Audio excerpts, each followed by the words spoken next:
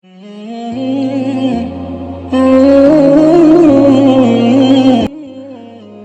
ہم بات کریں گے ایسی 8 عادتوں کی جو نہ صرف انسان کی عزت کو کم کرتی ہیں بلکہ بعض اوقات مکمل طور پر ختم بھی کر دیتی ہیں۔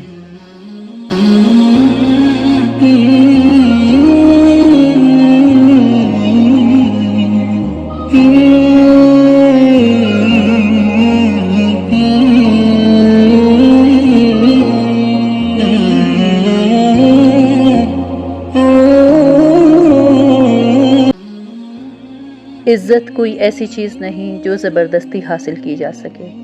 یہ نہ طاقت سے ملتی ہے، نہ اونچی آواز سے، نہ ڈگریوں سے اور نہ دولت سے۔ عزت تب ملتی ہے جب آپ کا کردار، آپ کی نیت اور آپ کا برتاؤ ایسا ہو کہ لوگ دل سے آپ کو مانیں بغیر کہے، کیونکہ عزت وہ درخت ہے جو وقت، کردار اور سچائی سے اگتا ہے، زبردستی کے پانی سے نہیں۔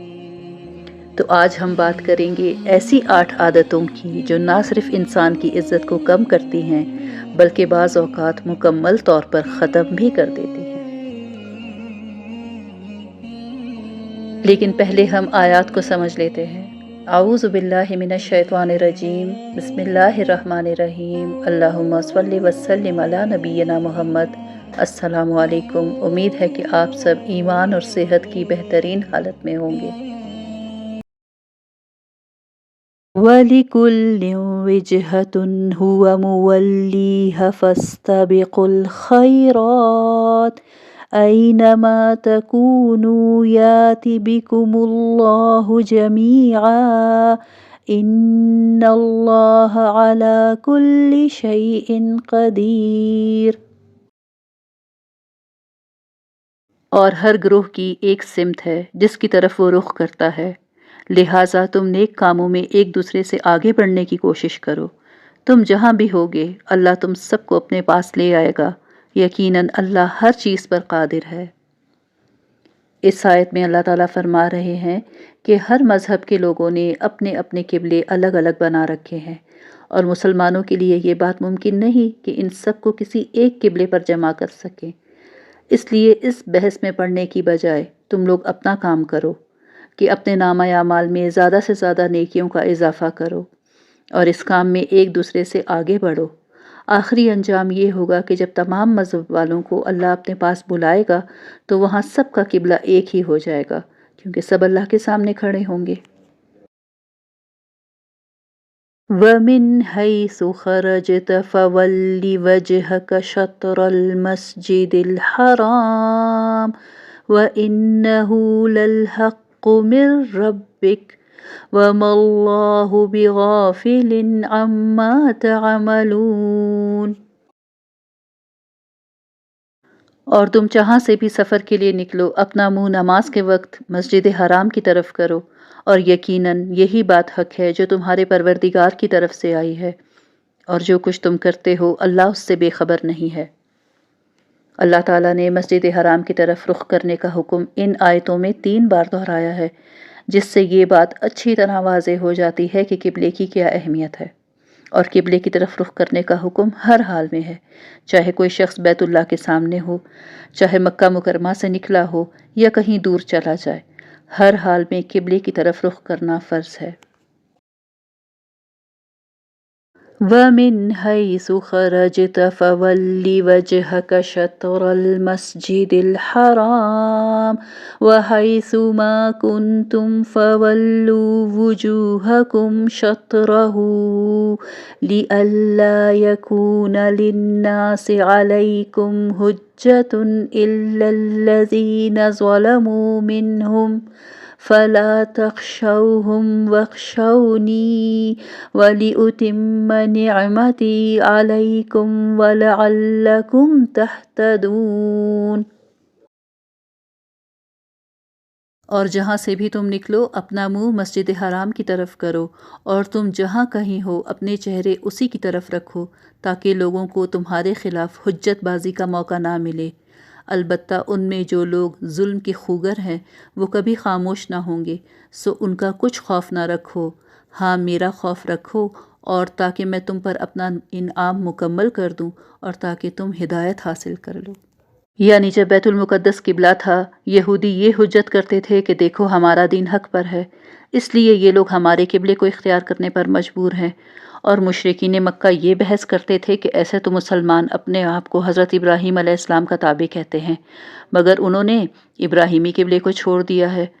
اب جب کہ قبلے کی تبدیلی میں جو مصلحت تھی وہ حاصل ہو گئی، اور مسلمانوں نے ہمیشہ کے لیے کعبہ کو قبلہ مقرر کر لیا تھا، تو ان دونوں گروہوں کے اعتراضات ختم ہو جانے چاہیے تھے، مگر جنہوں نے اعتراض کرتے رہنے کی قسم کھا رکھی ہو، ان کی زبانیں کوئی بند نہیں کر سکتا۔ اس لیے مسلمانوں کو ان سے نہیں ڈرنا چاہیے، بلکہ صرف اللہ کا خوف اپنے دل میں رکھنا چاہیے۔ كما أرسلنا فيكم رسولا منكم يتلو عليكم آياتنا ويزكيكم ويعلمكم الكتاب والحكمة ويعلمكم ما لم تكونوا تعلمون۔ یہ انعام ایسا ہی ہے جیسے ہم نے تمہارے درمیان تمہیں میں سے ایک رسول بھیجا جو تمہارے سامنے ہماری آیتوں کی تلاوت کرتا ہے اور تمہیں پاکیزہ بناتا ہے اور تمہیں کتاب اور حکمت کی تعلیم دیتا ہے اور تمہیں وہ باتیں سکھاتا ہے جو تم نہیں جانتے۔ آیات 128 اور 129 میں حضرت ابراہیم علیہ السلام نے کعبے کی تعمیر کے وقت 2 دعائیں کی تھیں۔ ایک یہ کہ ہماری نسل سے ایسی امت پیدا فرمائیے جو آپ کی مکمل فرما بردار ہو، اور دوسری یہ کہ ان میں ایک رسول بھیجیے۔ اللہ تعالیٰ نے پہلی دعا اس طرح قبول فرمائی کہ امت محمدیہ کو معتدل امت قرار دے کر پیدا کیا، جیسا کہ آیت 143 میں ہم نے پڑھا، اور ہمیں معتدل امت بنا کر اللہ نے ہم پر یہ انعام کیا کہ ہمارے لیے کعبے کو ہمیشہ کے لیے قبلہ بنا دیا، اور دوسری دعا اس طرح قبول کی کہ ہمارے لیے حضرت محمد صلی اللہ علیہ وسلم کو آخری نبی بنا کر بھیجا، جن میں وہ ساری خصوصیات تھیں جو حضرت ابراہیم علیہ السلام نے ان کے لیے مانگی تھیں۔ فَاذْكُرُونِي أَذْكُرْكُمْ وَاشْكُرُوا لِي وَلَا تَكْفُرُونَ۔ لہٰذا مجھے یاد کرو، میں تمہیں یاد رکھوں گا، اور میرا شکر ادا کرو اور میری ناشکری نہ کرو۔ اللہ تعالیٰ نے ہم پر اپنے انعامات، یعنی ہمیں معتدل امت بنایا، کعبے کو ہمیشہ کے لیے ہمارا قبلہ بنایا، نبی کریم صلی اللہ علیہ وسلم کو ہمارا آخری نبی بنا کر بھیجا، اور ہمیں امت محمدیہ میں شامل کیا۔ وہ نبی جس نے ہمارے لیے آیات کی تلاوت کی، ہمیں پاک کیا، ہمیں کتاب و حکمت کی تعلیم دی، اور وہ تمام باتیں سکھائیں جو ہم نہیں جانتے تھے۔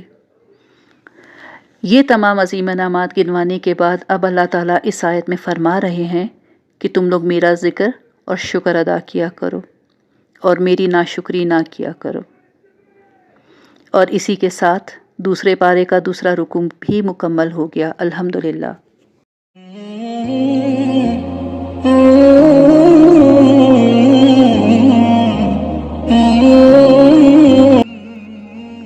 تو اب ہم بات کرتے ہیں اپنے ٹاپک کے بارے میں کہ وہ کون سی عادات ہیں کہ جن کی وجہ سے کسی بھی انسان کی عزت ختم ہو جاتی ہے۔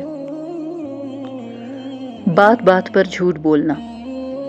دیکھیں، لوگ غلطیاں بھول جاتے ہیں لیکن جھوٹ کبھی معاف نہیں کرتے۔ جھوٹ انسان کے اعتماد کو کھا جاتا ہے، اور جہاں اعتماد ٹوٹ جائے وہاں عزت بھی ٹوٹ جاتی ہے۔ ہر وقت شکایت کرنا اور دوسروں کو برا کہنا۔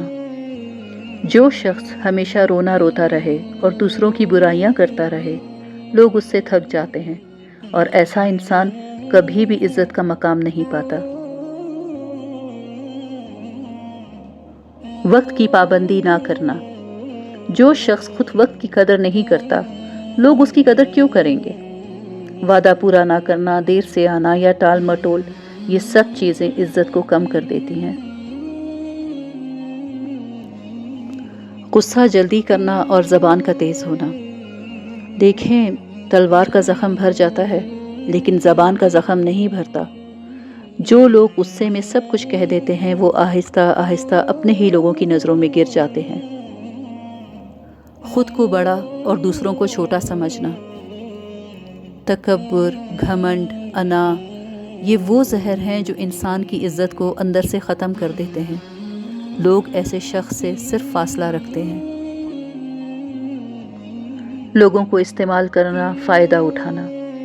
جب انسان رشتوں کو تجارت بنا لے اور صرف اپنا فائدہ دیکھے تو لوگ اس سے دور ہونے لگتے ہیں اور عزت ہمیشہ کے لیے ختم ہو جاتی ہے۔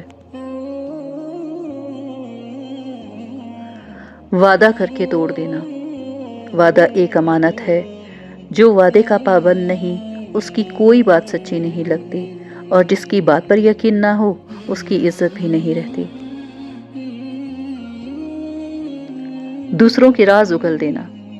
جو شخص لوگوں کے راز عام کر دے وہ کبھی معتبر نہیں رہتا۔ ایسے لوگ سب کے سامنے کمزور اور غیر ذمہ دار نظر آتے ہیں۔